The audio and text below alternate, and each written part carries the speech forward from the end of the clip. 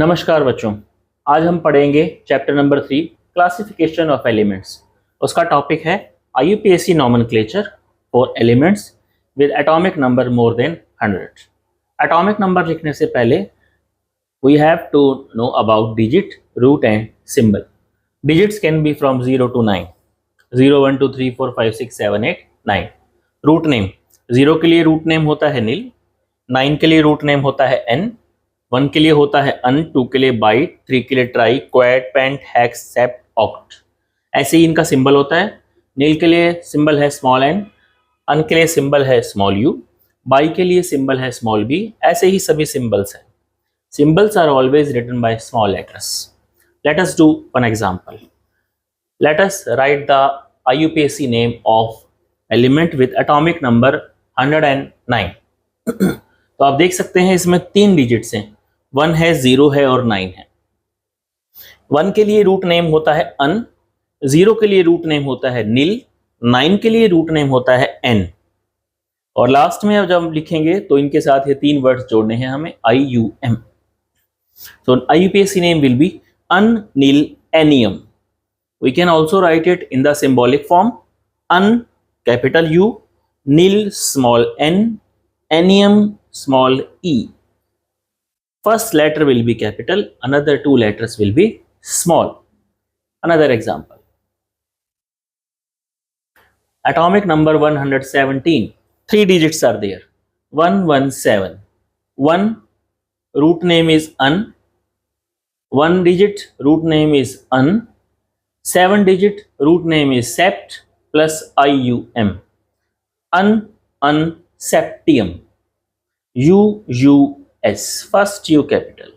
This is all about IUPAC nomenclature with atomic number more than 100. Next topic of discussion is trends in periodic properties. Periodic properties हैं. First periodic property is atomic size और atomic radius. इसकी definition क्या है? Distance from the center of nucleus to the outermost shell of electron. Nucleus के centre से सबसे बाहर वाली शेल जो है इलेक्ट्रॉन्स की, वहां तक का डिस्टेंस। जैसे suppose this is the nucleus, this is the first shell, this is the outer most shell, this is the electron outer most shell, the centre of nucleus and the outer most shell electron. This is called as atomic radius. Atomic radius is of 3 types. इसको 3 तरीके से calculate किया जाता है, 3 अलग अलग हैं। First है covalent radius. Covalent radius, covalent stands for covalent bond. अब कोवेलेंट बॉन्ड क्या होता है? कोवेलेंट बॉन्ड वो है which is formed by sharing of electrons between 2 atoms to complete octet, duplet या लास्ट शेल। अपनी लास्ट शेल को पूरा करने के लिए जब 2 एटम्स आपस में इलेक्ट्रॉन्स की शेयरिंग करते हैं, such type of bond is called as covalent bond. For example, hydrogen molecule H2, 2 hydrogen atom आपस में जुड़ते हैं। इफ हाइड्रोजन एटम्स के पास एक एक इलेक्ट्रॉन है, एक इलेक्ट्रॉन इसका, एक इलेक्ट्रॉन इसका। फर्स्ट शेल में एक इलेक्ट्रॉन नहीं होता, स्टेबिलिटी के लिए 2 हो सकते हैं मैक्सिमम। तो इसलिए हाइड्रोजन चाहेगा मेरे पास 2 इलेक्ट्रॉन हो जाए, तो ये हाइड्रोजन एक इलेक्ट्रॉन इसके साथ शेयर कर लेगा। ये हाइड्रोजन एक इसके पास अपना है, एक इसके साथ शेयर कर लेगा। दोनों ने एक एक की शेयरिंग कर ली तो दोनों के 2-2 इलेक्ट्रॉन पूरे हो गए। This is called as covalent bond. और जब 2 एटम्स आपस में इलेक्ट्रॉन की शेयरिंग करते हैं, दिस पोर्शन देखिए, ये एक सर्कल हो गया, दूसरा हाइड्रोजन एटम का सर्कल हो गया, बीच में दोनों सर्कल्स को थोड़ा सा मिक्स कर दिए। दिस पोर्शन जो मैंने डार्क किया है, ये क्या शो करता है? शेयरिंग पोर्शन की, यहाँ पर शेयरिंग हुई है। जब 2 एटम्स आपस में इलेक्ट्रॉन शेयर करते हैं तो कोवेलेंट बॉन्ड बनता है। और जब 2 एटम्स आपस में इलेक्ट्रॉन शेयर करते हैं तो उनके न्यूक्लियस के बीच में, शेयरिंग पोजीशन में जो उनका न्यूक्लियस है, शेयर होने के बाद जो न्यूक्लियस के बीच में डिस्टेंस है उसे कहते हैं d, और उस d का जो हाफ होता है उसे कहते हैं covalent radius. 1/2 of this internuclear distance, ये जो इंटरन्यूक्लियर डिस्टेंस है इसका हाफ, उसे कहा जाता है कोवेलेंट रेडियस। देखिए मैं आपको दिखाता हूं एक डेमोन्स्ट्रेशन से।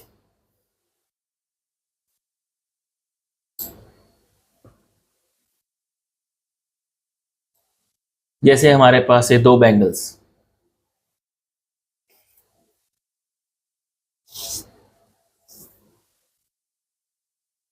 मान लीजिए फर्स्ट एटम, ये सेकंड एटम, दोनों अलग अलग हैं। जब दोनों ने इलेक्ट्रॉन्स की शेयरिंग कर ली, दोनों ऐसे मिक्स हो गए। दोनों में जब शेयरिंग हो जाती है, दोनों के बीच में बॉन्ड बन जाता है, कोवलेंट बॉन्ड बनता है, शेयरिंग ऑफ इलेक्ट्रॉन। ये शेयर्ड पोजीशन आ गई की, इसका न्यूक्लियस और इसका न्यूक्लियस। इन दोनों के न्यूक्लियस के बीच में जो डिस्टेंस होता है उसका half, that half of the nuclear distance between the two bonded atoms.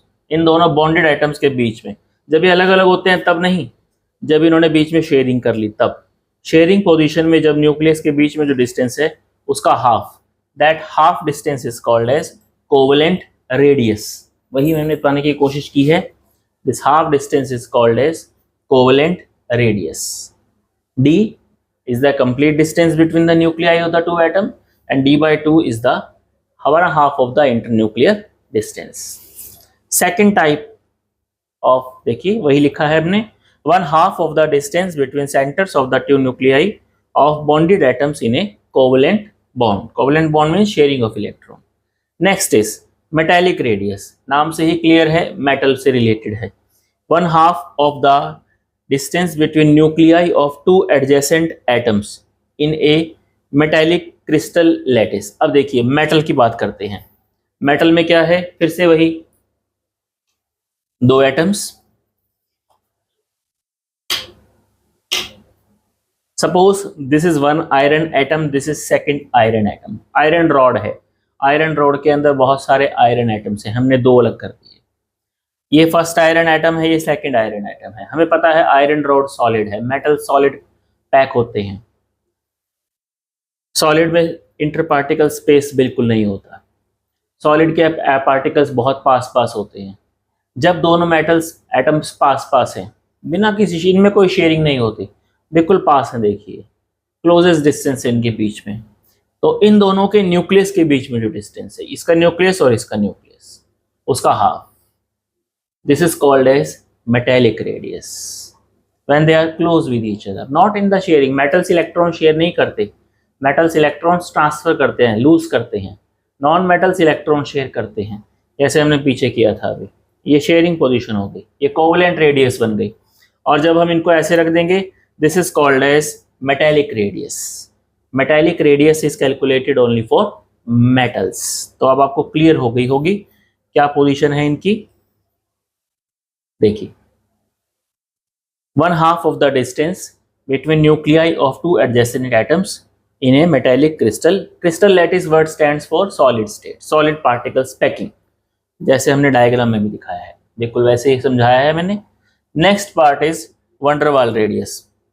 Van der Waals radius is calculated for noble gases mainly, और when the atoms are non bonding, जब एटम्स आपस में बॉन्ड नहीं बना रहे। नोबल गैसेज हैं, ग्रुप नंबर 18 में होती हैं, बॉन्ड नहीं बनाती कभी भी एक दूसरे के साथ, ना ही वो किसी के साथ बॉन्ड बनाती हैं, क्योंकि उनमें लास्ट शेल फुली फील्ड होती है, हमने कई बार देखा है। नॉन मेटल, फॉर एग्जांपल चलिए हम दूसरा एग्जांपल लेते हैं, chlorine. This is one chlorine atom, this is second chlorine atom. They do not share any electron with each other, they are in the non bonding state. ये electron share नहीं कर रहे, non bonding state में है। Non bonding state में जो nucleus के बीच में जो डिस्टेंस है, दैट इज डी, उसका जो हाफ होता है उसे कहते हैं van der Waals radius. Non bonding state, चलिए फिर से देखने की कोशिश, समझने की कोशिश करते हैं। This is first chlorine, suppose this is second chlorine, they are far away from each other in the solid state, they are in the non bonding state. जब नॉन बॉन्डिंग स्टेट में दो एटम्स होते हैं solid state में, तो उनके nucleus के बीच में हाफ डिस्टेंस, उनके न्यूक्लियस के बीच का जो डिस्टेंस है उसका हाफ, इनके न्यूक्लियस के बीच का जो डिस्टेंस है उसका हाफ, उसे कहते हैं वंडरवाल रेडियस। एक और होती है वंडरवाल रेडियस की डेफिनेशन। अब एक क्लोरीन, ये दूसरा क्लोरीन, इन्होंने इलेक्ट्रॉन शेयर कर लिया,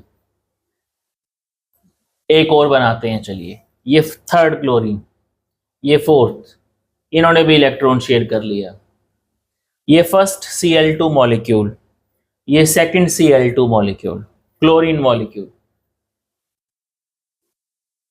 this is first Cl2, this is second Cl2, this is first chlorine, this is second chlorine, ये भी इसका क्लोरीन, ये भी इसका। अब ये दोनों बॉन्डिंग स्टेट में हो गए।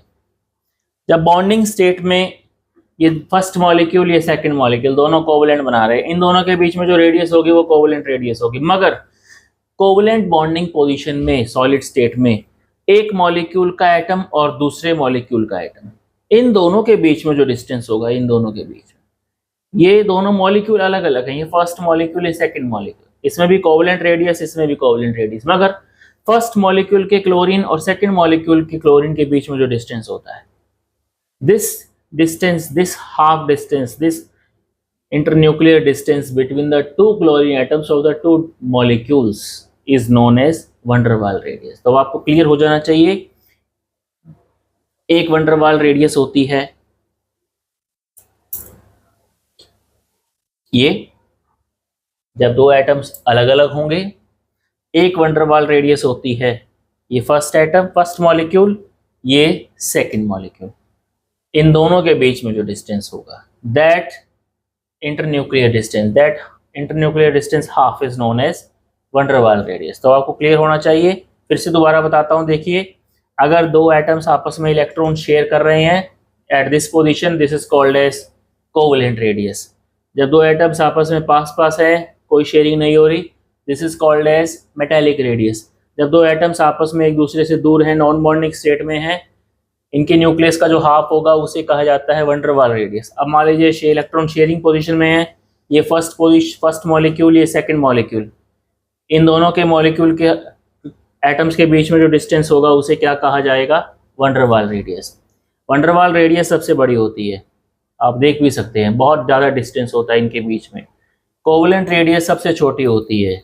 आई होप आपको इस एक्टिविटी से समझ आ गए होंगे, तीनों में जो डिफरेंस होता है, अदरवाइज क्लियर नहीं हो पाता। Metallic radius, covalent radius and van der Waals radius, these are the two chlorine atoms in the non-bonding state। I have shown with the diagram the distance, 1/2 of the distance between the two is known as van der Waals radius। एक diagram ऊपर भी है, this is first Cl2, this is second Cl2, this is chlorine atom, this is chlorine atom of second molecule, ये first molecule का, ये second molecule का, इन दोनों के बीच में जो डिस्टेंस है उसका half, that is called as van der Waals radius. और इन दोनों के बीच में जो है उसे कहते हैं कोवलेंट रेडियस। ये कोवलेंट है, ये कोवलेंट है, मगर इन दोनों के बीच में है van der Waals radius. 1/2 of the internuclear distance between the two same atoms in the non-bonding state। ये सेम एटम्स देखिए, in the non-bonding state, half of the internuclear distance between two adjacent identical atoms of two neighboring molecules of two adjacent atoms, this is van der Waals radius। van der Waals radius is maximum, metallic radius is medium and minimum is covalent radius। covalent radius सबसे कम होती है। covalent radius is calculated for non-metals, van der Waals radius is calculated for noble gases or atoms in the non-bonding state। metallic radius is calculated for the metal atoms in the metal lattice। I hope आपको इस topic को समझने में कोई दिक्कत नहीं आएगी। Let us move to the next portion, variation of atomic radius in A group. अब हमने कई बार देखा है ग्रुप क्या होते हैं, top to bottom. Total 18 groups होते हैं पेरियोडिक टेबल में, अभी आपको दिखाऊंगा भी मैं। Let us take one example. Group number 1 lithium sodium potassium. Lithium का एटॉमिक नंबर है 3, सोडियम का है 11, इसका है 19, पोटेशियम का 21, 281, 2881। मैंने इनका इलेक्ट्रॉन डिस्ट्रीब्यूशन भी दिखाया है। ये लिथियम है, 2 शेल्स हैं इसके अंदर, फर्स्ट शेल में 2, आउटर शेल में 1, इसमें 3 शेल्स हैं, फर्स्ट शेल में 2, मिडल शेल में 8, थर्ड शेल में 1, इसमें है 2, 8, 8, 1। आप खुद चेक कर सकते हैं, इस आइटम में 2 शेल्स, इसमें 3 शेल्स, इसमें 4 शेल्स। जैसे जैसे हम टॉप टू बॉटम जाते हैं पेरियोडिक टेबल में, शेल्स की संख्या बढ़ती है, नंबर ऑफ शेल्स इंक्रीजेस। तो शेल्स बढ़ेंगे तो क्या बढ़ेगा, न्यूक्लियस और आउटर मोस्ट इलेक्ट्रॉन के बीच में डिस्टेंस बढ़ेगा। ये न्यूक्लियस है और आउटर मोस्ट इलेक्ट्रॉन है, इनका डिस्टेंस देखिए बढ़ता है। ये डिस्टेंस चेक करिए और ये डिस्टेंस चेक करिए, सबसे कम है, ये सबसे ज्यादा है। Distance between nucleus and outer most electron increases, size increases as we go down the group in a periodic table. इसलिए लिथियम का साइज सबसे छोटा है, पोटेशियम का साइज सबसे बड़ा है। एक और कारण होता है, that is called as screening effect. आप देख सकते हैं स्क्रीनिंग इफेक्ट, स्क्रीन का मतलब होता है कवर करना। अब देखिए इस डायग्राम को, इसमें आउटर मोस्ट इलेक्ट्रॉन ये रहा, इसमें न्यूक्लियस ये रहा, ये न्यूक्लियस आउटर मोस्ट इलेक्ट्रॉन्स को खींचेगा अपनी तरफ, मगर खींचने की पावर कम हो गई। क्यों? आउटर मोस्ट इलेक्ट्रॉन और न्यूक्लियस के बीच में 2 शेल्स आ गए। इन 2 शेल्स में 8-8 इलेक्ट्रॉन है। देखिए इन्होंने इलेक्ट्रॉन न्यूक्लियस को कवर किया हुआ है। इसमें देखिए पोटाशियम में एक बीच मिडिल शेल है, मिडिल शेल के 8 इलेक्ट्रॉन्स ने न्यूक्लियस को कवर कर लिया। मिडिल शेल के इलेक्ट्रॉन्स या इनर शेल के इलेक्ट्रॉन्स जब न्यूक्लियस को कवर कर लेते हैं, this covering of the nucleus by the inner shell electrons is known as screening effect, जिसकी वजह से न्यूक्लियस की पावर घट जाती है। न्यूक्लियस फुल पावर से इस इलेक्ट्रॉन को अंदर नहीं खींच पाएगा, इसलिए एटॉमिक साइज क्या होता है, keeps on increasing screening effect की वजह से। Inner shell electrons cover the nucleus, so nucleus cannot attract the outermost electron with full force, so size increases down the group. Screening effect is shown by the symbol sigma. It decreases the nuclear charge, जिसकी वजह से nucleus की power घट जाती है, जिसकी वजह से साइज बढ़ता है। तो क्लियर हुआ आपको? ग्रुप के अंदर जब हम ऊपर से नीचे आते हैं, एलिमेंट्स का एटॉमिक साइज हमेशा बढ़ता है। Next, variation of atomic size in a period from left to right. Period means left to right. There are 7 periods in the periodic table. We will study except noble gases. Noble gases को हम इसमें study नहीं करेंगे, वो non bonding state में होती हैं, उनमें वंडरवाल रेडियस कैलकुलेट होती है। ग्रुप नंबर 18 हम यहाँ पे उनकी बात नहीं करेंगे। बाकी सभी ग्रुप्स लिखे हैं मैंने, lithium, beryllium, boron, carbon, nitrogen, oxygen, fluorine. Lithium का एटॉमिक नंबर 3, बेरिलियम का 4, बोरॉन का 5, कार्बन का 6, नाइट्रोजन का 7, ऑक्सीजन का 8, फ्लोरीन का 9। इनका इलेक्ट्रॉन डिस्ट्रीब्यूशन भी है 2-1, 2-2, 2-3, 2-4, 2-5, 2-6, 2-7। इनका न्यूक्लियर चार्ज भी लिखा है, प्रोटॉन्स की संख्या। लिथियम में प्रोटॉन है 3, एटॉमिक नंबर 3 है, तो न्यूक्लियर चार्ज भी +3 हो गया। बेरिलियम का एटॉमिक नंबर 4, तो न्यूक्लियर चार्ज भी +4। फ्लोरीन का एटॉमिक नंबर 9, तो न्यूक्लियर चार्ज भी +9 हो गया। अब इसमें देखिए एक सिमिलैरिटी है, इनमें जब हम लेफ्ट से राइट जाते हैं शेल्स की संख्या नहीं बढ़ती, शेल्स उतनी ही हैं, 2-1, 2-2, सभी में 2-2 शेल्स हैं। इसमें देखिए 2-1, 2-2, 2-3, 2-4, एक ही फर्क है बस, आउटर शेल में 1 इलेक्ट्रॉन बढ़ रहा है हर स्टेप के साथ। यहाँ पर आउटर शेल में 1 इलेक्ट्रॉन है, यहाँ पर आउटर शेल में 2, 3, 4, 5, 6 और 7 इलेक्ट्रॉन आउटर शेल में इलेक्ट्रॉन बढ़ते हैं। आउटर शेल का डिस्टेंस जो है न्यूक्लियस से वो सेम है, मगर एक चीज बढ़ रही है, न्यूक्लियर चार्ज। इसमें न्यूक्लियर चार्ज है +3, इसमें न्यूक्लियर चार्ज है +9, बढ़ता है बाय 1 यूनिट। इसी न्यूक्लियर चार्ज की वजह से न्यूक्लियस क्या करता है, आउटर मोस्ट इलेक्ट्रॉन को अंदर खींचता है। जब इलेक्ट्रॉन को अंदर खींचेगा तो न्यूक्लियर एटॉमिक साइज घटेगा। Left to right number of shells remains the same, देखते हैं 2 हैं। Electrons are added in the same shell, एक ही शेल के अंदर इलेक्ट्रॉन ऐड हो रहे हैं। Distance between nucleus and outer electron remains the same, ये जो डिस्टेंस है वो सेम है, but nuclear charge keeps on increasing by 1 unit at each step. Nuclear charge हर स्टेप पे बढ़ रहा है, जिसकी वजह से outer electrons will be pulled inwards, outer electrons को न्यूक्लियस अंदर खींचेगा। Size decreases from left to right in the periodic table. मान लीजिए न्यूक्लियस एक चुंबक है, ये बाहर जो कीड़े लगी हुई हैं इलेक्ट्रॉन से लोहे की कीलें हैं, चुंबक लोहे की कीलों को अपनी ओर खींच रहा है। लोहे की कीलों का डिस्टेंस नहीं बढ़ रहा, उतनी ही दूरी पर है लोहे की कीलें, मगर हर स्टेप पे चुंबक की पावर बढ़ रही है। चुंबक और लोहे की कीलों का डिस्टेंस नहीं बढ़ रहा, मगर चुंबक की पावर हर स्टेप पे बढ़ रही है, जिसकी वजह से चुंबक लोहे की कीलों को और फोर्स के साथ अंदर खींचता है। और जब इलेक्ट्रॉन्स अंदर की तरफ खींचे जाते हैं, अंदर की तरफ अंदर आएंगे तो साइज हमेशा श्रिंक होता है। जब न्यूक्लियस इलेक्ट्रॉन्स को खींचता है, this is called as shrinking of the size, atomic size decreases. इसलिए जब हम लेफ्ट से राइट चलते हैं पेरियोडिक टेबल में, एटॉमिक साइज घटता है। नोबल गैसेस की बात नहीं करेंगे हम यहाँ पे, नोबल गैसेस में साइज बढ़ता है, क्योंकि वहां पर हम कौन सी रेडियस कैलकुलेट करते हैं, मैंने आपको अभी बहुत अच्छे से समझाने की कोशिश की है। नोबल गैसेस के केस में हम कैलकुलेट करते हैं वंडरवाल रेडियस, और वंडरवाल रेडियस हमेशा मैक्सिमम होती है। इसलिए लेफ्ट टू राइट केवल हैलोजन फैमिली तक साइज घटता है। ग्रुप नंबर 18 में साइज बढ़ता है, क्योंकि नॉन बॉन्डिंग एटम्स हैं, वंडरवाल रेडियस कैलकुलेट होती है। ये 1 नंबर का क्वेश्चन पूछ लेते हैं थ्योरी में कि why the noble gases have maximum size in the periodic table in their respective period. I hope आपको ये टॉपिक क्लियर हो गया होगा। Let us check with the help of periodic table. देखिए फिर से पेरियोडिक टेबल आपके सामने है, हम फिर से रिवाइज करते हैं। Top to bottom arrangement of elements in the periodic table is called as groups. There are 18 groups in the periodic table. Left to right arrangement of elements in the periodic table is known as periods. There are 7 periods in the periodic table. 7 periods. You can see. Periodic table is divided into 4 blocks. Group number 1 and 2, last electron enters into s orbital.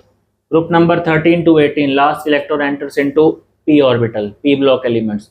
Group number 3 to 12, last electron enters into d orbital. These are called as d block elements or transition elements. Group number the next, f block elements, last 2 rows, anthenides and actinides. Last electron enters into f orbital, that is why they are called as f block elements. They follow lanthanum, they follow actinium. Lanthanum and actinium are not f block elements. They starts from cerium and thorium. They are also known by the name inner transition elements. क्यों? क्योंकि inner transition series के बीच में से उठाया गया है. 6th period और 7th पीरियड के पार्ट्स होते हैं ये. पीरियोडिक टेबल को लंबा ना बन जाए इसलिए इसको अलग से रखा जाता है. ग्रुप नंबर 1 पहले भी कई बार बताया है. This is called as alkali metals. This is alkaline earth metals. 18 is known as noble gases, 17 halogens, 16 chalcogens, 15 nicogens. This is carbon family, this is boron family. S और P ब्लॉक के जो elements हैं उन्हें collectively हम कहते हैं representative elements. These are called as transition elements. क्यों?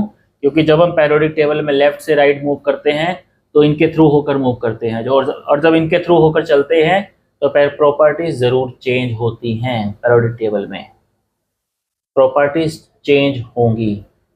Thank you.